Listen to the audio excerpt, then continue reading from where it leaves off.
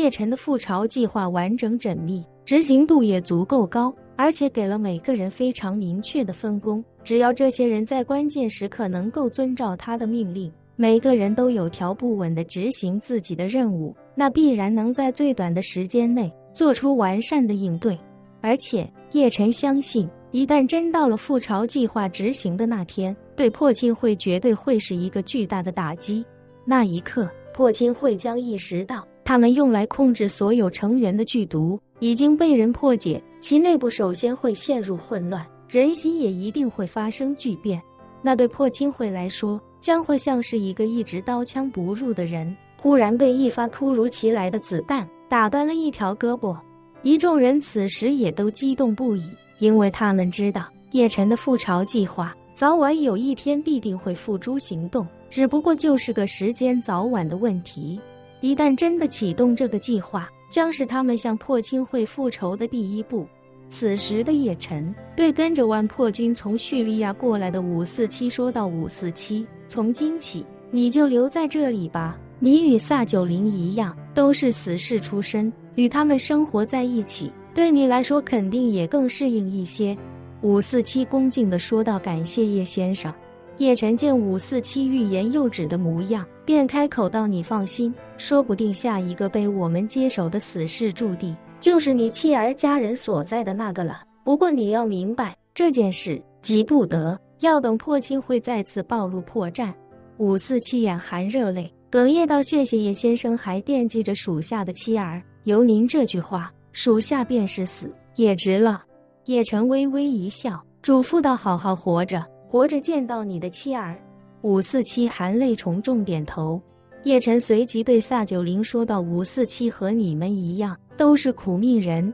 以后我就把他交给你照顾了。”萨九龄不假思索地说道：“先生放心，属下一定会照顾好吴老弟。”好，叶晨点了点头，摆摆手道：“行了，你们先出去吧，破军和邱志远留下。”其他人纷纷起身，恭敬告退。办公室里，最后只剩下了万破军与他的师尊邱志远。叶晨看着邱志远，淡淡道：“邱先生，我还有一件非常重要的事情要交给你来办。”邱志远连忙站起身来，鞠躬说道：“叶先生您尽管吩咐，属下定当全力以赴。”叶晨点了点头，开口道：“所有的死士以及萧其卫在体内剧毒解除之后，实战能力都下降了不少，这主要是因为他们之前体内那股剧毒本身也是一种不断累积的能量，能一定程度上提升他们的实力，所以我希望你能够把当初教授破军的劲头拿出来，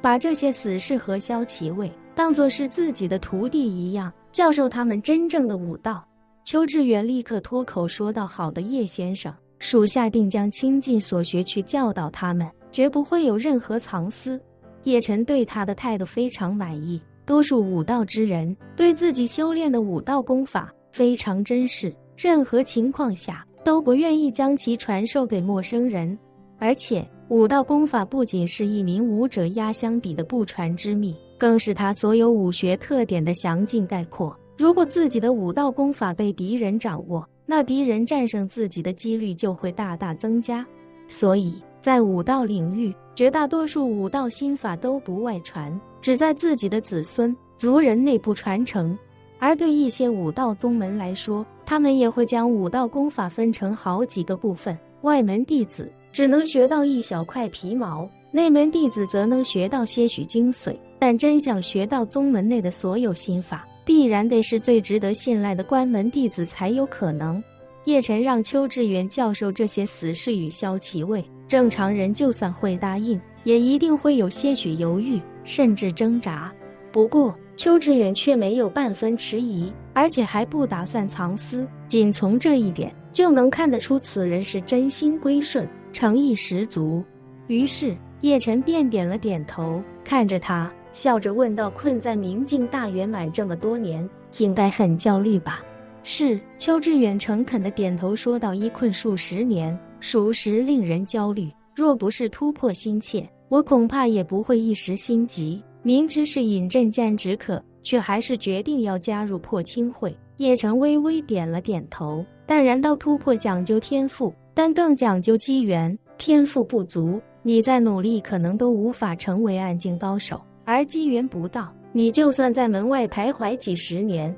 也未必能找到入门之道。邱志远惭愧不已地说道，叶先生所言甚是，属下天赋不足，机缘更是未到，不像破军年纪轻轻便能得到叶先生赐予的天大机缘。万破军看着师尊谦卑又惭愧的样子，心中既心疼又庆幸。心疼是因为看到师尊蹉跎这么多年也未能如愿，庆幸是因为自己比起他来少走了至少30年弯路。人生不过100余载，少走10年弯路，这其中的意义之大，已然无法用语言描述。叶晨这时轻笑一声，开口道，破清会的特使是暗境高手，在你之前那位节度使也同样是暗境高手。我和破军走后，你是这地方理论上最高的指挥官，如果你达不到暗境，岂不是好像我们比破清会差着些意思？邱志远一听这话，表情更加惭愧地说道，叶先生，属下实力不足，拖您后腿了了。一旁的万破军听出了叶晨言外之意，此时眼见自己这个师尊还傻傻的搞不清楚，便有些急不可耐地敦促道，师尊，快谢谢叶先生的提拔之恩啊！啊！邱志远听得一愣，显然还没明白万破军这番话是什么意思。万破军已经有些着急了，连忙道，师尊，您不了解叶先生，叶先生能这么说，这是打算助您一臂之力，帮您突破啊！说罢，他立刻双膝跪在叶晨面前，惶恐道，叶先生，属下自作聪明，不知是否会错了您的意思，若属下真理解错了，还望您能见谅。叶晨点头一笑，你说的没错，我正是此意。邱志远在迟钝，这时候也已经明白过来了。听闻叶晨已经肯定了万破军的猜测，他也连忙双膝跪在了地上，